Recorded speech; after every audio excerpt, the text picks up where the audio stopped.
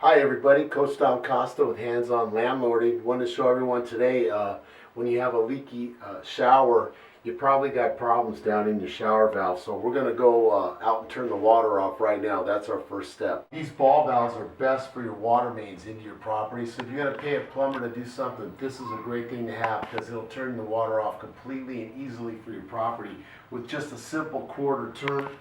Boom, that's it. It's perpendicular to the line, the water is turned off. The next thing we want to do is we want to drain the water out of the line. So we're going to open up the hot and cold valves. I'll bring an extra towel and I'll just set that down over the drain area so that I don't get wet. And especially if I goof up and drop a screw, it's not going to go down the drain, which causes another half-hour problem. The best way to take these handles off, we're going to use a basic Phillips screwdriver. And if they don't come off easily, because sometimes they've been on a long time, we've got the cool little set from your basic hardware store. It's the handle and sleeve puller. You want to use a little lubricant in there. If you're not getting a lot of love, simply stick your puller on here. And I'll hold it tight as I back it out. Simply turning it clockwise. And man, voila.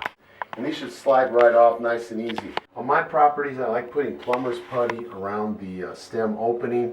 I've peeled off one already. You see how nice and clean it is. I just don't like the idea of any water slipping back in. By the way, ladies and gentlemen, I like using Price Pfister. In no way am I a representative for that company, but I love their valves because it's widely available and it's easy for a regular hands-on landlord like myself to change them regularly. Now, I've seen these other videos and guys will simply get a pair of pliers or a crescent wrench and try and turn this. I like to do it simple. It took me 30 years to figure out. Get the right tool. You get the long plumbing socket. It goes on nice and easy on. And with just a simple turn, counterclockwise, boom. This washer got wore down pretty good. And that's probably why we had the leak. And that's just going to happen on the hot water side. Feel the valve seat with your finger. And if you feel any unsmoothness to it, that's just going to cut up your next washer. And that's what I'm feeling. So that valve seat's going to have to come out. Here's the valve seat. And this tool's kind of cool because it's going to fit in there with a nice perfect square. So I'll show you the old one. You can see all that mineralization there that ate up.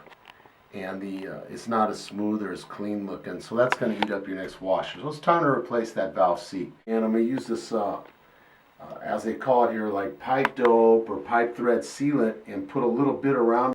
We got it on the end of our tool. Going to feel our way in there. Now we're going to go nice and clockwise till it threads itself and catches. So we're going to put the new washer on. Piece of cake, man. This and a Phillips screwdriver. And just do it just a little bit. I want that screw to pop out. I don't want to kill the new washer. That Phillips slides out, you got a good fit. I've got our pipe compound on there on the threads. It's ready to make a nice bite. Got the new washer in. Going to gently aim. Go clockwise. I don't like to even take a chance, as I mentioned before. So I like using a little plumber's putty. I make a couple little small balls of it. I just kind of loop it around. Kind of plug in the hole a little bit there. Notice the threads is just right here on the ends and it's going onto this little plastic part. So you really can't be in a hurry. You want to feel that it's catching ever so gently, and when you have it, oh man, it spins right on. I use the same old valve stems with new washers, fresh valve seats, everything's nice, everything is reapplied, reattached. I may have some grit or busted up washer still in the line. And if I run it and it gets stuck in these low flow shower heads, I've kind of defeated my purpose. So I'm going to get this and gently get it moving. Now we're going to test it and we're going to flush this line out. I recommend, hey, put a little breath of air on there and blow it out and see how it's working. And I'm going to go back outside and turn the water back on for the property or for this bathroom.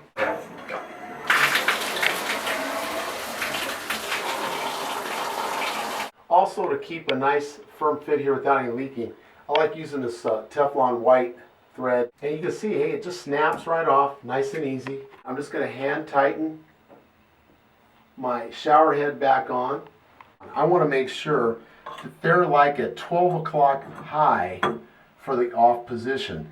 In this way, when I come back to check the property another time, if I see it all the way down here, a half past, I know that they're really grinding down hard. So this is part of your regular maintenance, and like I shared before, you want to do this type of work with your shower head and all your washers and all your properties at least once a year. Anyway, this is Coach Dom Costa. Like, share, comment, subscribe. I'm a hands-on landlord, just giving some tips so you don't have to spend a ton of money. Thank you very much.